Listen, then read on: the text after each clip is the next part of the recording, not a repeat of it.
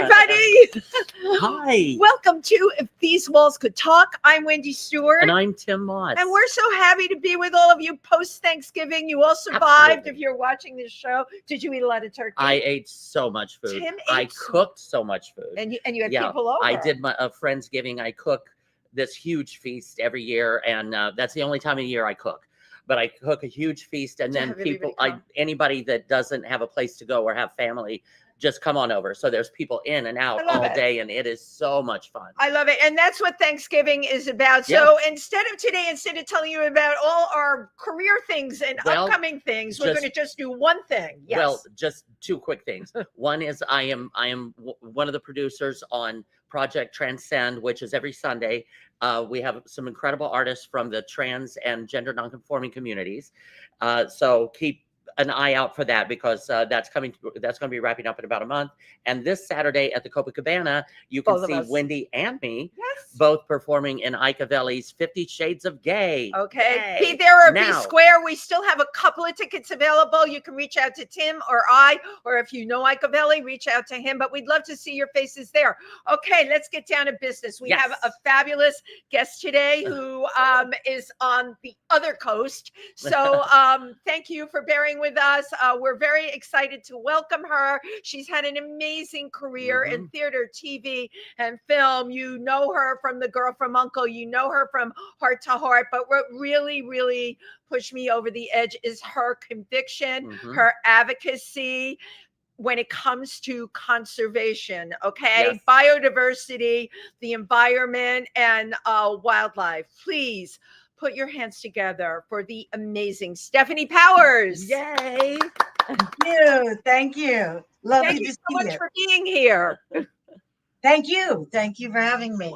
Oh my God. It's always good to be able to talk to a new audience and be able to, expose the work we do in Kenya, which was started by its namesake. The William Holden Wildlife Foundation is named after Bill, who was my great love, and with whom I spent the last 10 years of his life.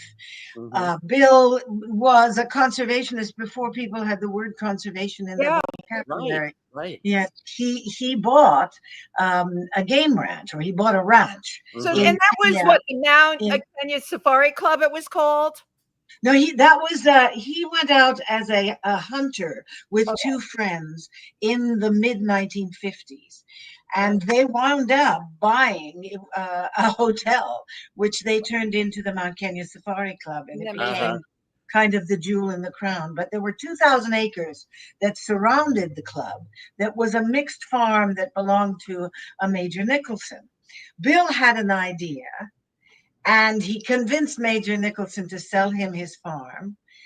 And Bill's idea was to create a sanctuary, a game ranch for the preservation of species. Now, this sounds as if it's an old idea. Well, no, it wasn't.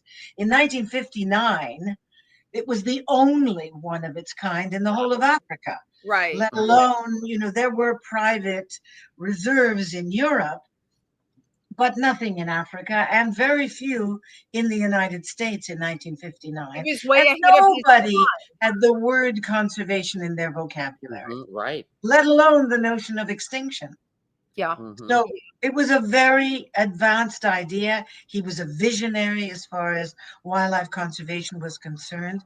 And at its height, the breeding programs on the Mount Kenya Game Ranch numbered 37 species of East African wildlife, 5 of which are no longer visible in the wild. They're extinct. Wow. Yeah. So I know quite a bit about this, Stephanie. I'm a member of the Explorers Club.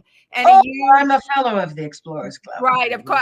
I know. And it really impressed me. First of all, William Holden was way ahead of his time, as you said, back in those days. And I give talks there as part of my membership on what were things like in the 50s and 60s. It was trophy hunting back then. That's what people did. So why do you think he was? But also don't forget that game was prolific. Yes. And population was, at independence, which was 1963, the population of Kenya was about 9 million. Today it's over 50. Right. Right. So, you know, that we always have to factor in the dynamic of the extraordinary population explosion that's happened in a very short amount of time, which has put pressure on the environment, on wildlife, on all species, insect as well as the larger ones, including human beings. So we have to always factor that in whenever we're discussing anything to do with what the circumstances of wildlife conservation are today and what we're dealing with. People say, oh, we're rewilding. There is no wild. Oh my gosh, I love the so I've heard that a million times. We're rewilding. There isn't any wild. You're exactly There's right. no wild. I mean, where is the wild that you're supposed to be rewilding to? It all has to be managed. Right. And so we have to educate ourselves. The public has to educate itself to its own contribution to consumption and its own contribution to the garbage that we produce. I mean, one human being in our society produces unbelievable amounts of garbage, let alone the overabundant purchase of fabrics, of clothing, which we throw away, that is not biodegradable. Right. And there's piles of it resold in Africa. I'm sure you see those T-shirt piles when you go into Nairobi. Piles and piles. It's incredible. They're sold in bales, you know. They're huge bales, and they wind up getting an extra life at least. So they're used until they wind up being threadbare. But the point is, that's only a fraction of what we are responsible for. And it was brought to my attention very vividly and in an extremely dramatic way a couple of years ago when I was in Europe.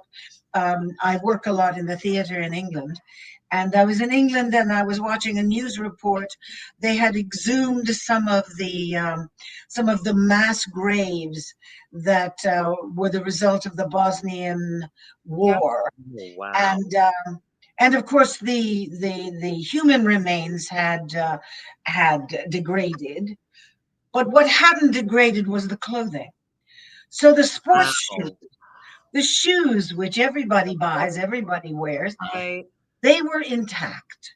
And it was absolutely the most dramatic example of why we have to be very careful before we start talking about what other countries are doing about our own purchases and how we're contributing by our own consumption.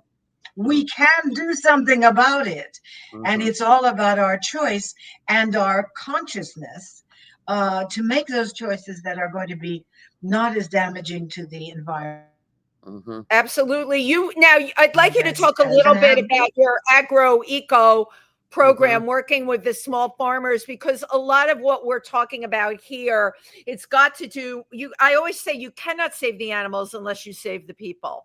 It starts with the people. Can you talk a little bit about how you're working with the local farmers? Yes, it starts with the people, and it starts with helping to save habitat. Yes. And a lot of what's happened is the result of also, once again, our aid packages of these toxic chemicals in order to, excuse me 1 second, I just have to, hello? I have to answer this because this is my car being delivered. Oh, yes, really important. And we'll just talk amongst ourselves. Oh, he's outside. Okay, I'm just going to open the gate. Okay. Can we pause? Okay, bye. You go right ahead and do what you need to do. Can we pause? I have to get this car. That's fine. No, you're fine. Just let him in, and you can put the golden doodle in the chair where you were sitting if you like.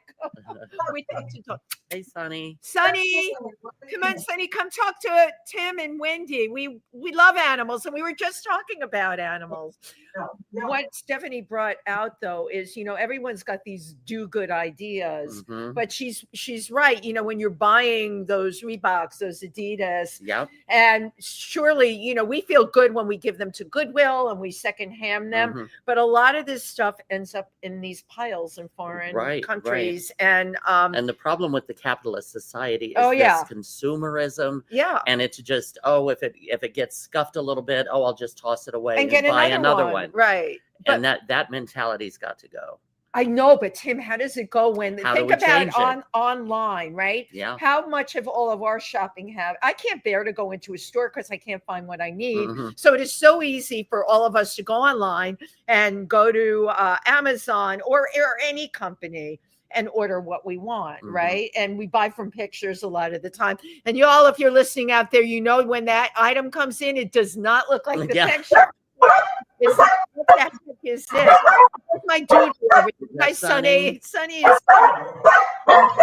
they're two sons. So it's very challenging. Yes. Yeah, Stephanie, she was waiting for a car to be It's being delivered and thought right. it was supposed to be after this, but it did occur during. So we'll talk amongst ourselves. Of course for a it is. moment. So we're talking amongst ourselves really about rewilding in Africa. Habitat is disappearing at an alarming rate. And, you know, so many people are like, we've got to save the elephants. We were saving this elephants, Mhm. rhinos. We can't save them if we don't have habitat for them. And the reality of the situation is populations are exploding. Right. And I always say this. So how are we saving the people, right? I'm a big believer in ecotourism for this Mhm. reason, you know, where you pay a percentage of your trip and it goes to the local people. Certainly like the Maasai people in Kenya, very, very well known for this. They're running the lodges there, which is great. Mhm. They're keeping everything local. They're also managing, as well as being business people, they're keeping their culture intact. Yeah. Which yeah. is, I like that. yeah, exactly. You know, Mhm. if you go there as a tourist and you go with an ecotourism company, you're really supporting the culture. And you are, in lots of cases now, stopping hunting to feed their families, right? Because that's what people do. It would be nice to say they don't have to kill animals, but you know what? When you've got 5 kids that you Mhm. have to feed. Okay, here we go. Thank you. Yes, so we were just talking about the human condition, of course, the population explosions, feeding your families, how we prevent people from hunting, right? Even local people that need to feed their families. What can we all do? It's all yours, Stephanie. Take it away. Well, you know, our education center is built on a concept that Bill had to back up the specific animal preservation that he was doing through breeding programs and through protecting species with education. So we service about between 11 and 14,000 students a year that come through our main center. And then we have an outreach program in some very impoverished rural areas. Wow. Where we're servicing another 7,000 people on a continual basis. We build schools, we build libraries, we have lecture series, we have also, we always do an agricultural program attached to any of these 7 schools that we deal with. The agricultural program is designed to try and save habitat, because the loss of habitat is one of the greatest contributors to global warming. You can talk about automobiles like crazy, but it is not the automobile. It is the fact that we have over exploited our green belt everywhere in the world, so that this wonderful planet, which was capable of absorbing CO2, is now no longer capable of absorbing the CO2 that we produce, and because we've cut it down and producing more oxygen. So it's our fault entirely. We've done it, and now we have to fix it. Absolutely. Yeah, because that's an existential crisis. Yes, but it's very real, and we're losing habitat at such an alarming rate. Yeah. We don't realize it. I mean, we're so besotted with ourselves and everything on our phones and all this sort of stuff that we really, in this age of information, which is so accessible to everybody, it is insane that people are not being brought up. All the young people who are inheriting this, they're going to inherit it. They're going to have children who are going to inherit this, and they're unconscious. Yeah, they're actually they're functioning in a very unconscious way. Absolutely. But that is a problem now with, I say too much information, right? Like you, I'm like, we have all this information at our fingertips. Right. I can talk about technology and the amazing things that are being done in the depths of the ocean with LiDAR technology. But if we don't get people on board with this, and right now what's going on, it's happening everywhere in the world, but in particular in this country, a lot of the movement forward has now been pushed back. What do we do? What can we do as people? And I'm asked that all the time. Once again, I think we have to look in the mirror, examine ourselves and our behavior, examine our actions. If you feel passionate about it, do something about it. Do something personally, because one person's actions can multiply into many people's actions. Agreed. And that's what we need. We need a grassroots movement. When none of these politicians who keep taking photographs and shaking hands at conferences are ever going to do anything about global warming. We have to do it. And we have to do it through movements, through grassroots movements, through supporting organizations such as ourselves, so that we are trying to help the third world rejuvenate and replenish the environment that is so easily done there, much more difficult to do here, because we've got politicians, we've got, self-interest, we've got big business, I'm not against any of those things, but I am against the fact that they keep reserving the forward progress of the environment and of the consciousness of the environment and resisting any progress. They're talking from both sides of their mouths. At the same time, all they're really interested in is retaining power. And but then we're dealing with people. What you're talking about here is egos, right? How do we get around? But we're also promoting a society of egos. We're promoting a society of nepotism and of narcissism. I mean, what greater assistance to narcissism is this thing, where people photograph? They get up in the morning and they photograph their teeth or their food. Right, that's so true. What is that? It's mindless, brainless. Absolutely. And again, the entire internet, all universal knowledge is on the palm of your hand, and that's what we use it for. Right. That's what we use it for. And isn't that wonderful? And now AI is coming into it. Oh, so God. Who is programming the AI? That's what I'd like to know. How do we? Exactly. No one is raising the question of who is responsible for programming the AI, and therefore is responsible financially, legally. And it's not just the rights of the people that they're taking the motion capture from, but because we deal with that with the union. With Steel, we just went through a whole thing about that. And my personal opinion, I said this to someone, it's over and the fat lady sang. That is exactly how I feel. I don't know that we can get any handle or any control on this, because right now anyone can use anybody's image. Well, technically, yes. But if you keep track of yourself and you keep track of your own image, or you have somebody, an advocate doing that for you, if you can. That's a beginning. We have started language to deal with companies who deal with AI through the union, through SAG-AFTRA, but it's still in its infancy, and AI is taking over in little tiny ways. It's creeping into absolutely everything we do. What is disturbing to me are all the generations that are buying into this wonderful idea that they don't have any responsibility for anything. Right. They don't have to work. They don't have to do this. They don't have to think. They don't have to do anything, because it's all going to be done for them. Right. That's very disturbing. So how do we raise consciousness and accountability, right? We're talking about that generation coming along. I look at all the work you've done in Africa. How do we get them on board to care about Well, this? they're on board. They care. They're But- looking for answers. It's this country and the youth in this country Yes, that doesn't absolutely. want to work. Yeah. They don't want to work. Their brains are kind of dead. They want everything to be taken, all the responsibilities are taken away from them. Right. The young people that I deal with in Kenya are Amazing. crazed to get, they're like sponges. They want more knowledge. They want more information. They want to be able to do something with education. Right.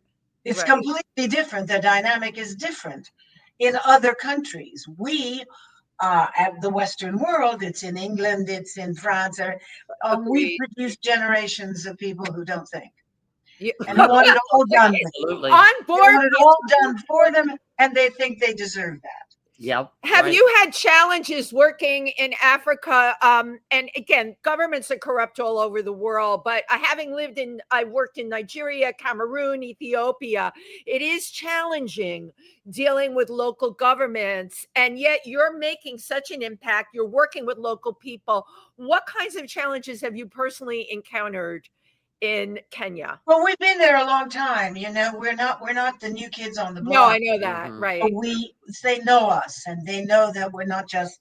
Right. I'm not just a white face that shows up and tells them what to do. Take advantage. Uh, Right. Yeah. So you know, I've been there for 40 some odd years. Wow. So they're sort of used to me now. Mhm. And in our area, we have credibility. And many of the young people who came to us as students are now in positions of authority. They've been upwardly mobile. They've used whatever education. Many of them credit us with some of the better parts of their Sonny agrees. Hello, Sonny. That's not Sonny, that's the old boy. The Stewie boy. They all want attention, Stephanie. You know this. I know, it's mommy. Oh God, mommy, please let me know. How do you think being a well-known face, there's a lot said about celebrities being able to helm the wheel for a lot of movements. Yeah, she's going to get the dog. You can bring him on camera. Looky there. I don't want to call him old man. What's his name? His name is Bailey. He's blind, and I mean, he's got cataracts all over the place, and he's sort of, but he knows where everything is. Well, he knows how to get attention. Oh, I have to get a mic. Oh, is he a what is? He's got a lot of schnauzer in him. He does have a lot. Those are schnauzer ears and schnauzer face structure. Hi, Bailey. How are you? Oh, Bailey. Yes, just wanted to be heard, but to make sure everybody heard him. But you can see the cataracts in his eyes. You know what? Our senior dogs, everything that's going on. Got to take care of our senior dogs. So, have you found being a celebrity has made things easier for you to navigate this conservation road that you're on, the saving of wildlife? Yes and no. I mean, it does get where it's important to get out the message, and then whatever name I have built through work is helpful because it allows me to be a guest on your show. But the credibility aspect of it, I had to earn in the field. Yeah. Mm-hmm. You know, my nails are short, and most of the time dirty from digging in the ground. Right. Well, You're walking the walk. I'm in the same boat as you are. Just a question. Yeah. Bill Holden, if he were to see where it's at now, what do you think he would? I think he'd be very disappointed in what the world has become. Well, that's true. Yeah. Well, I was referring more to the foundation. What you're doing, your foundation, you know? Well, what I think he would be amused at is, after all of his stardom and all of the accolades that he received throughout his life, Academy Awards, all of that, that today he is referred to as a school. So in Kenya, everybody says, "Oh, the William Holden." They talk about him as an institution. And knowing Bill's sense of humor, I think he'd get a big kick out of that. Right.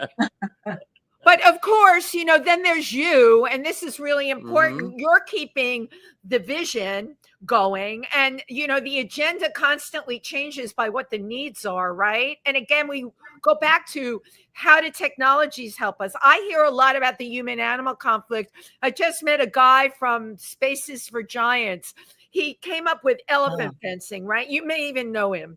He's working all over Africa. Again, it boils down to funding, but it's not that expensive to put these elephant fences up to keep the elephants from going in and trampling people's farmlands and things Well, like the thing that. is, I mean, let's put it in the proper perspective. Yes. They're not going in and trampling people's. True. Right. The people are overdeveloping and exploiting land that was their domain. Very true. Right. So when you do that, I mean, these are animals who for centuries and millennium have used the same trails to move back and forth and understand where water was. The wildlife corridors.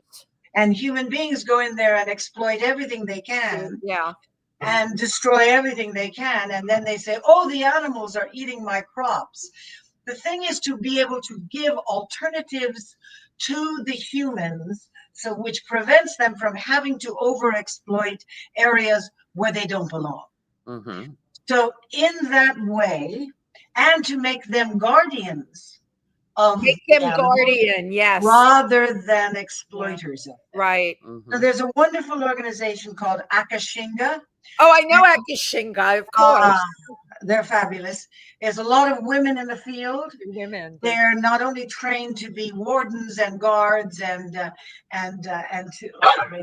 all trained with weaponry and all of this, but they go into rural areas and they retrain people, and they make them aware. And this is in South Africa mainly. Yep.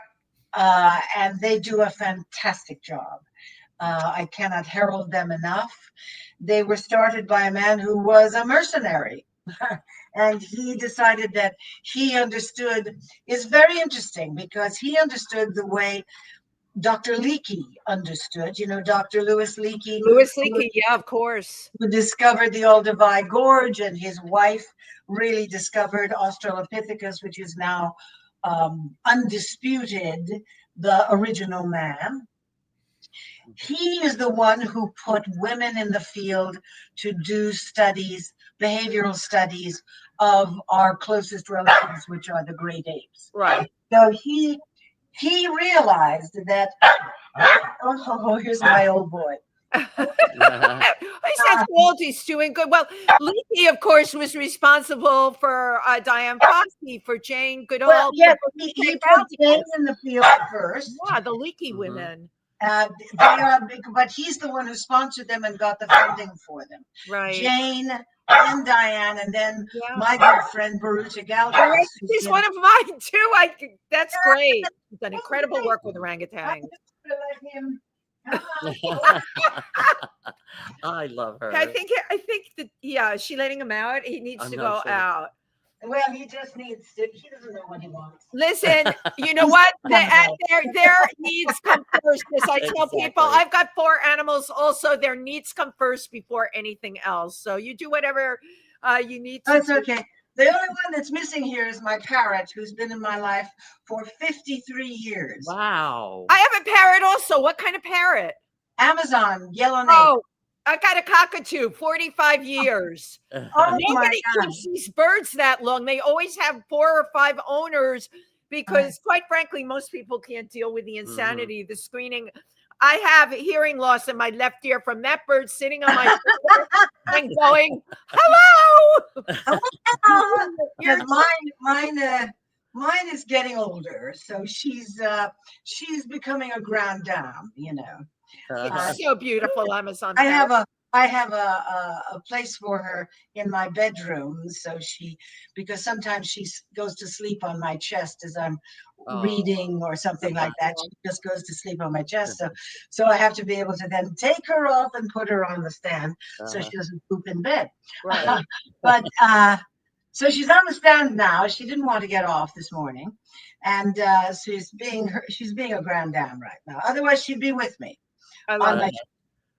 Now, tell us, where did your love and appreciation for animals come from? Where did it come from? Oh, childhood. And my mother's second husband, my stepfather, bred racehorses and collected exotic animals. Oh, wow. So he also educated me to the responsibility of animals. And of course, as a kid, I was, I want a horse, I want a horse, I want a horse. Wow. He bred racehorses, and it was not a farm where you could ride. These were athletes. Yes. But when he got me my first horse, he first took me to. I didn't see anything being slaughtered. I didn't go to that part of but I saw where all the animals were in pens, holding pens at slaughterhouses. And we saw beautiful ones, we saw young ones, old ones, and in these kill pens. And he said, if you don't take the full responsibility of this life, they could wind up here. Wow. He always had a kind of buyback agreement with any of the horses he sold, which was always very interesting. So we always had an excess of animals. Oh, wow. Nobody who had a racehorse who was doing it out of, I'm just going to get a racehorse, and then got tired of it, or the horse didn't win as much as that horse would never wind up in a slaughter pen. Wow. Come back to the farm, they'd be rehabilitated if they could as a riding horse, and then they'd be adopted. Amazing. That was the way I was raised. That's wonderful. One day I walked into a pet shop in West Hollywood. This is a long time ago. And in the middle of the floor, in a kind of makeshift cage, was a little animal about this big, who was a bear, Malaysian sun bear. Oh, a sun bear. Oh my God, Tim, they're so beautiful. Amazing. I said to the man, I used to go in there and buy bits and pieces for my dogs. And I said, that's a bear. And he said, yes, it's a Malaysian sun bear and it's 8 weeks old. I said, well, then you know that its mother was killed. And this is, how can you have this? This is illegal. I mean, who's good at, I was livid. God bless you. And he said, well, if you feel so passionate about it, why don't you buy him? And I said, all right, I will. So I came home that day with a bear. And he's in my life for 12 years. My goodness. So wait, you still have the bear? No. This is a long time ago. Okay, it was a long time ago. Yeah. So where were you living at the time? I moved out of the city. I moved to Malibu, to the hills of Malibu, to be able where I had, dogs and lots of fire trails to go walking. And you should have seen us walking with a bear. Now I have the whole vision. and on a leash? Was the bear on a leash? Was the bear? No. We're walking there on fire trails in the. He was just walking alongside. Just a bear. I'm out for the bear was just he'd come, clomping along behind. I don't think he knew. And on my property, I had about 6 acres. So on my property, there were all these tall trees, and he used to love to climb up the trees. That's what they do.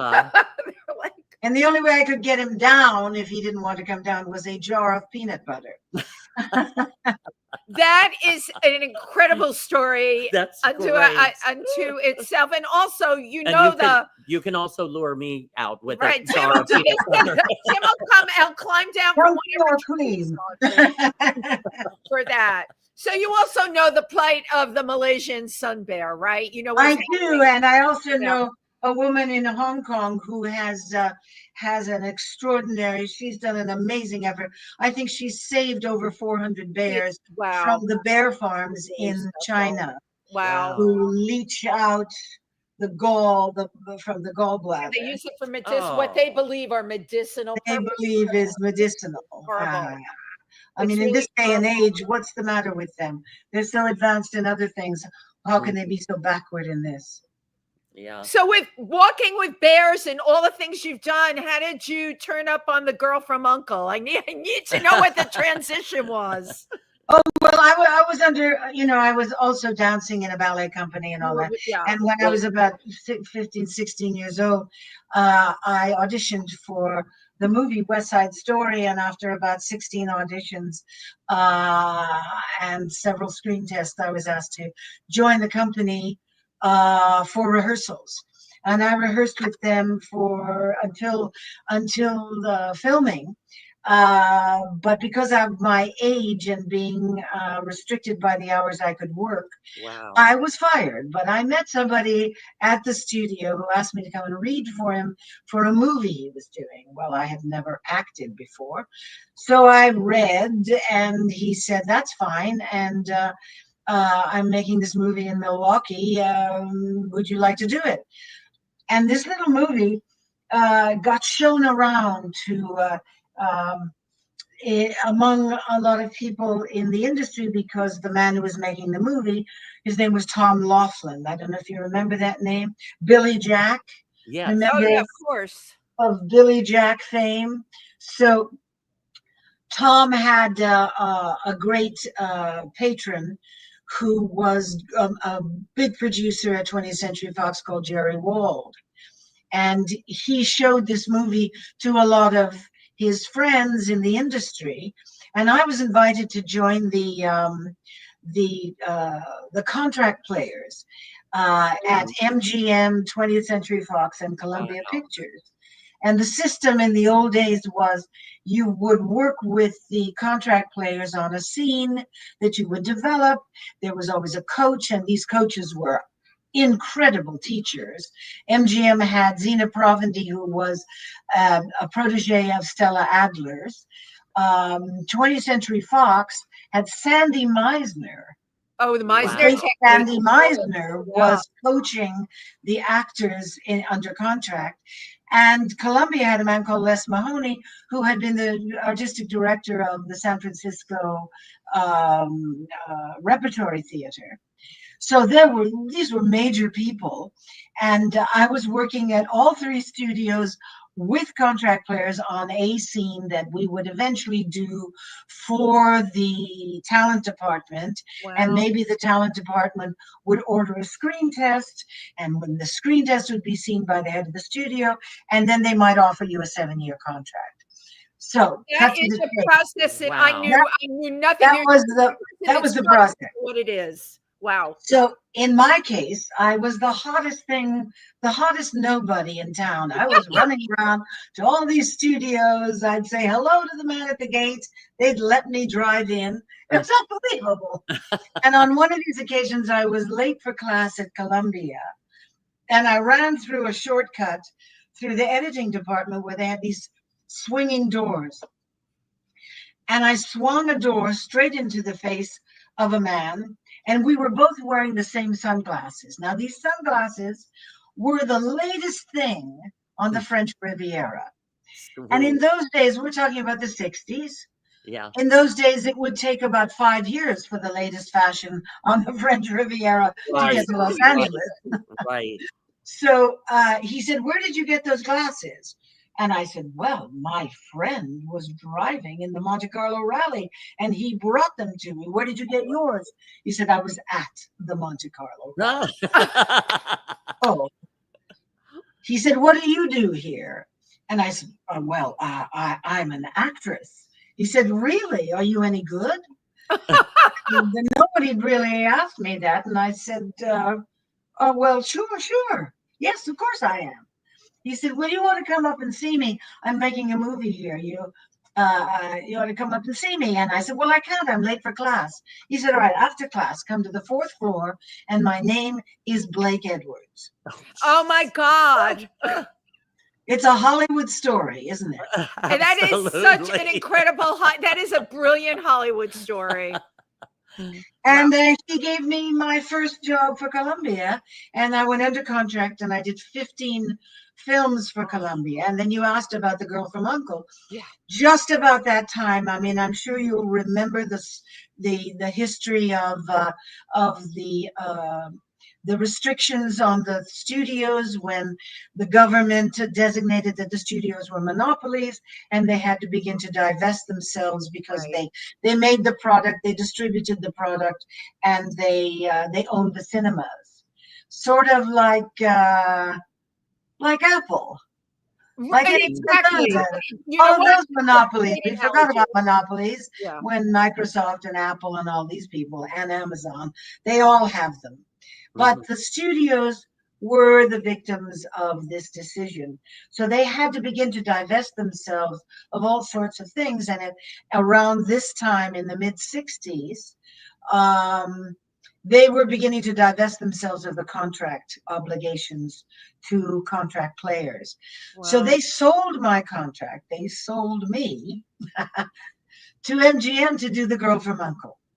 And that's how it happened. That's how that happened. But you were all one thing. You were like pawns on like a sports team. That's what they do with sports people all the time, right? Yeah, you're under contract, and they run your career. But now the girl from UNCLE, you were the first leading woman in an hour-long series. Is that correct? That's correct. We didn't make anything of it at the time. Right. But it was a first. But that's those weren't really issues at the time. You know, people were just working, and so it was only years and years and years later when PBS was doing some kind of a show, a retrospective on pioneers of television, and I got a phone call, and they said, and I said, well, I'm hardly a pioneer. And they said, oh, no. Girl from Uncle was the first hour-long show starring a woman. So I'm a pioneer. Yeah, well, you paved the way for so many others. But it was everything about that show. Everything was so glamorous. It had all the bells and whistles. It was, for me, like a fantasy. You could just get swept up by the both of you and Robert Wagner. So no, that's not The Girl from Uncle. That was Heart to Heart. I grew up with both of those shows, and that was like TV when it was everything, right? Well, there was another series in between. There was an adorable series that only lasted one season called The Feather and Father Gang. Yes. Which was adorable. It was, and I don't know why it didn't go, but it got decent ratings. It just was, I think the leadership at the studio wasn't behind it. So. Wow. But that was an adorable show. And then several years later, along came Heart to Heart. I mean, there were lots of movies in between. Yeah, you had an amazing career. Lots of movies in between. A couple of. I recently, the other night, there was the Hollywood Christmas parade, and I met this young man who's a member of a club, and there are 3 of the original Volkswagens that were used in the Herbie movies. Wow. And he's so proud of it. And he asked me if I would ride in it for the Christmas parade. So I just did that. And that was the Herbie Rides Again. That was the second movie. Herbie. Yes. Well, we have the clip from Heart to Heart. Yes, we perfect do. time that we have a clip here from Heart to Heart. One of my favorites. Oh, that's not Herbie. No, that's no, it's Heart to Heart though, Want to get it all out there. We'll take a look at Stephanie Powers in Heart to Heart. Yep. You have 50 seconds left.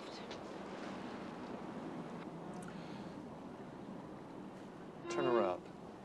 What? Please. Turn her up.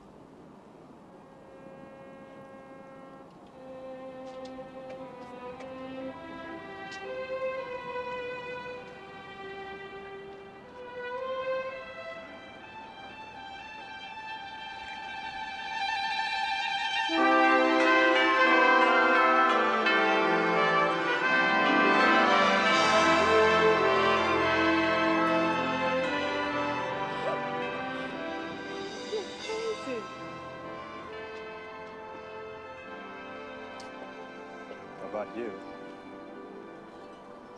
After all the trouble we've been through, you want to marry me?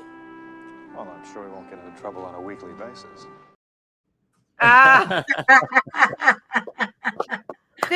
You know, I love that moment. I really love that moment because it wasn't done with computers. You know, it was Right, No. right. it was real, and we did it at a time when it's sort of the rush hour with people coming home, driving home, and I always wonder what the people in London who were commuting home thought about that That's that right. sign dropping from Tower Bridge.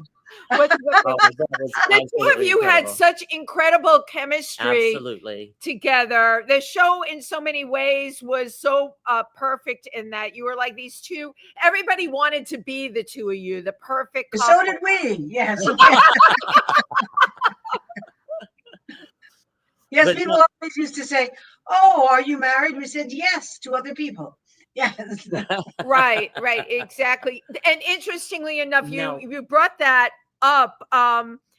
Your partner was William Holden. Robert Wagner was married to Natalie Wood, but William passed, and 2 weeks later, Natalie and yeah. and you carried on with your career, both of you. Still you don't have it, with an right. intense shoot schedule. But how do you? Well, we had to. I mean, we had, you know, What do you tell and yourself? I'm sure you Yeah. probably helped lean on each other. Yeah. I would imagine through that horrible time.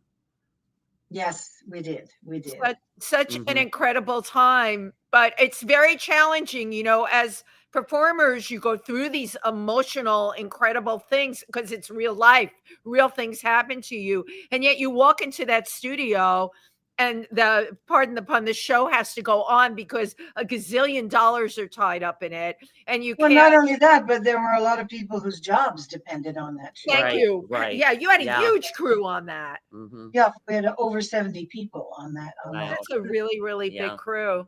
So it Right. was, you know, it was our responsibility. We grew up in the business. We understood the responsibilities, and we understood, you know, that there were certain requirements. Right. Mhm. Right. Yeah. Unfortunately, we had both, you know, been raised that way, Right. so we were compatible on many levels, Uh-huh. professionally as well as human beings, Mhm. and we're still in touch. Which is Nice, what I was going to nice. ask that. Yeah, you're still in Oh touch. yes. Right. Yes. He's due to come out in February for his birthday, so we're going to make a big deal out of it. Wonderful. Now, I just wanted to read a quick list here of I'm not sure if you understand the intensity of your career God. and the impact, but some of the people that you have co-starred with or shared the screen with: John Wayne, Maureen All the O'Hara, greats, yeah. Lana Turner, Ava Gardner, Cliff Robertson, Elliot Gould, Roger Moore, Donald Sutherland, Bing Crosby, Glenn Ford, Lee Remick, James Caan, Sammy Davis Jr., All the greats. and Tallulah Bankhead. Yes, Tallulah. My Yeah. word. I mean, that Amazing. is just Yeah. a remarkable list. And I'm sure you probably absorbed or learned from them, because from what you were saying, that you started acting without really any formal experience. So you're Oh, well, I went back to school. on the job. I started acting with only the training that I received as a dancer. Right. Uh-huh. Right. And then, of course, I did Take work classes. with coaches and work with some wonderful teachers. Uh-huh. Uh-huh. But of course, I mean, you know, acting is a funny thing. You know, you're only as good as the company you keep, and it's like playing That's right. tennis. You play with a better player, and you play better. Yes. Right. You rise true. to the occasion. You Yeah. rise to the occasion. So Uh-huh. I had that great privilege of working with all those wonderful people. Mm-hmm. But you have also managed, I mean, here we are in 2025. You're still acting. You're finding, I don't know how you find time for all of these things with the world we're living in. I sometimes feel so bombarded with so many things. I'm like, it's too many things, too much of this, too much of that. You wrote a memoir. You were honored by the UN, 25 top 25 people that have made a difference. You're performing in shows in the West End in London. What keeps And you? soon, and on the 11th of January, my dear friend, my old friend, and my buddy from McClintock, John Wayne's son Patrick. Patrick and I will be doing a one-time matinee performance as a benefit for the William Holden Wildlife Foundation on the 11th of January in Los Angeles at the El Portal Theater. Oh. Robert Wagner and I did almost 500 performances of love letters all over the world. All We over the were world, in yeah. London, we were in Australia, we were in Canada. But RJ is not inclined to want to do it anymore, and I'm hoping Patrick will enjoy doing it sufficiently that we might be able to do some more benefit shows. That would be amazing. So we're fingers crossed, and we're having our first rehearsal tomorrow. Nice. And it's going to be fun. I think he'll enjoy it. It is a brilliantly written play. And I think what happens when audiences listen to these, I mean, the reason it was done by so many people over so many years was because essentially it was written in order to be read, because they are the letters that these two characters wrote to each other across a lifetime. In our case, in Robert Wagner and my case, we were playing huge theaters. We played the Chicago Theater with 3,000 seats. Wow. So we weren't exactly reading. Right. We were performing the letters while seated at a desk.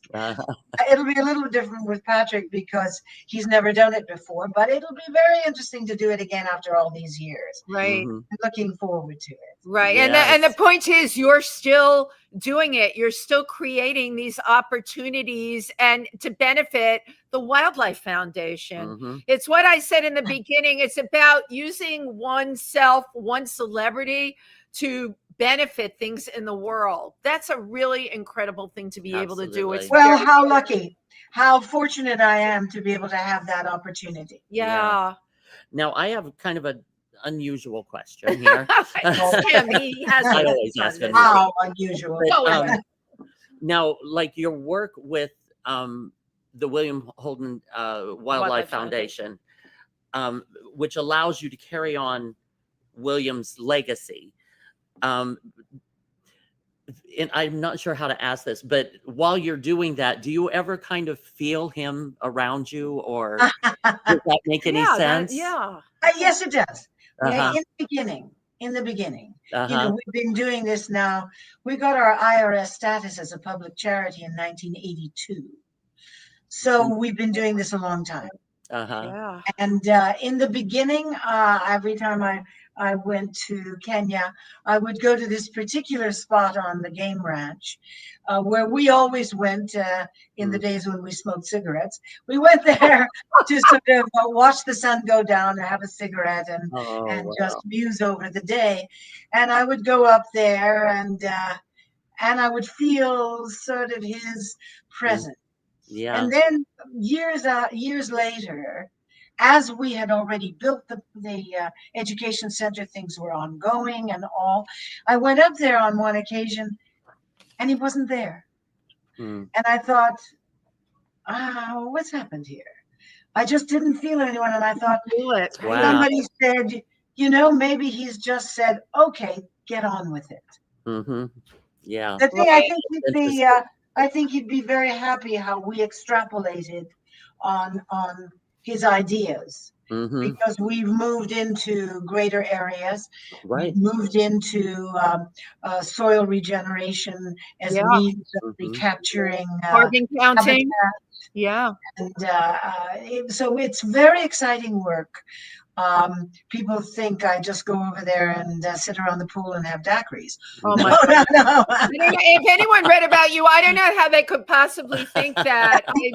It's really amazing everything that you're doing and the accountability that you have, both for the people and both for the wildlife.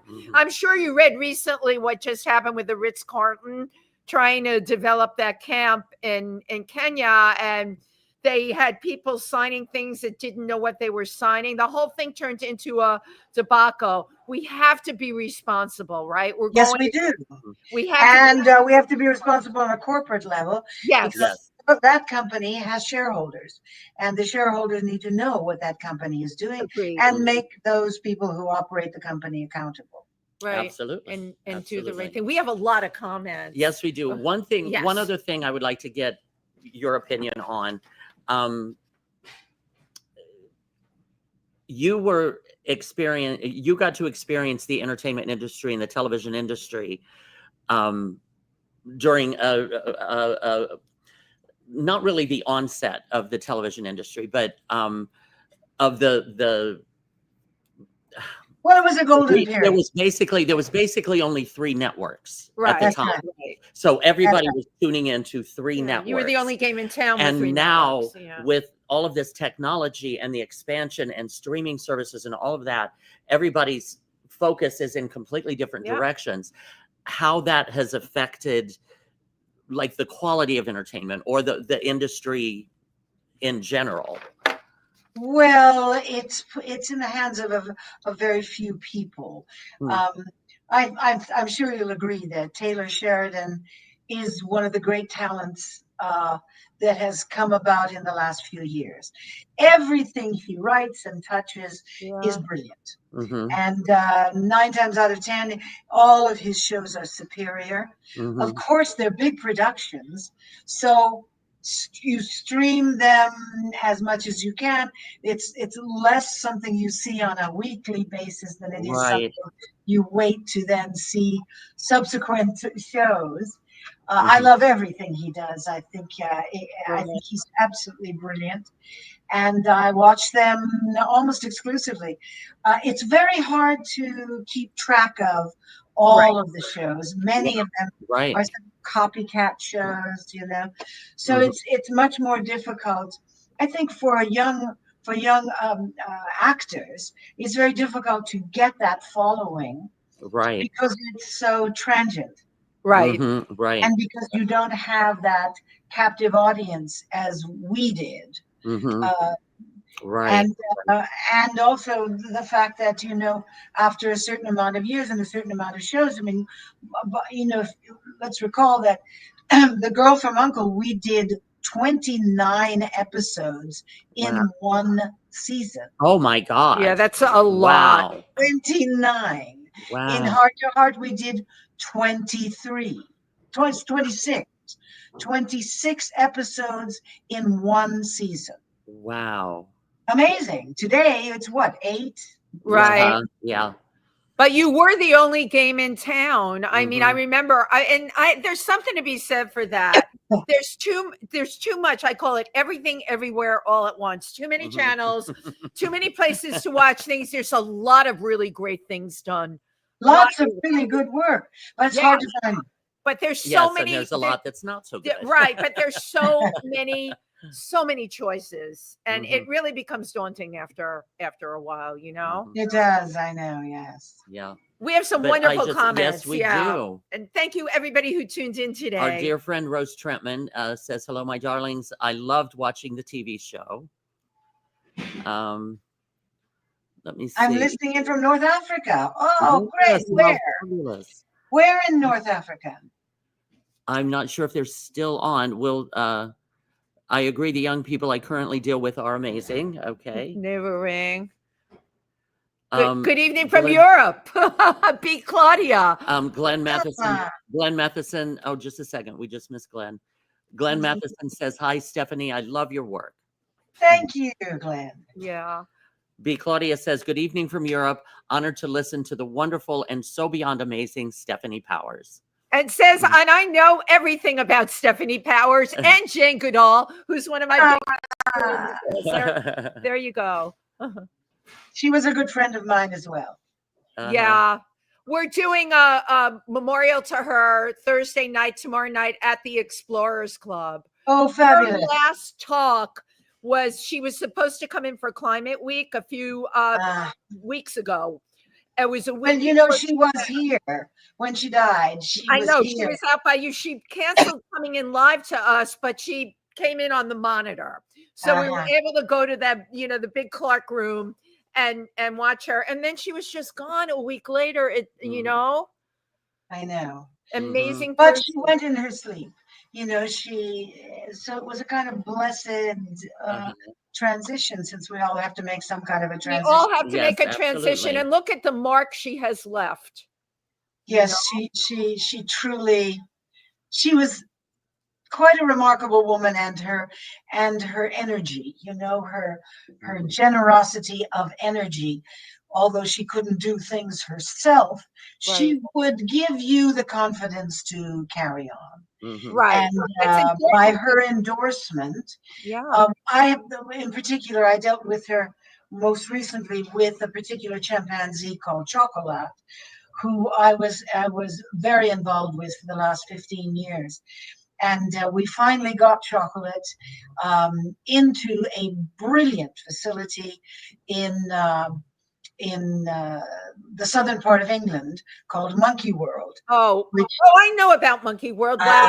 Wow. Monkey World is amazing. There are 54 chimpanzees there with they've been rescued from the most hideous Their stories. I mean, that's Alison Cronin is a remarkable woman. Wow. And Chocolate was paralyzed on her right side. And so she's a special needs chimpanzee, and she was raised and cared for by a woman who simply, for nearly 20 years, who simply couldn't carry on. And so it was a long time in finding and getting all the papers and the documentation and everything to move Chocolat. But she was moved a year ago, and she's prospering. You can see Chocolate's story on Monkey World's website. Monkey World's great. You have to. Monkey World is brilliant, and she's living in a group of 7 other chimpanzees, one of whom has a hand missing, so they all have had traumatic. They all have trauma issues from probably when. And they have adapted to be kind to her, understanding that she needs more gentle treatment. They can't just bang on her the way they bang on each other.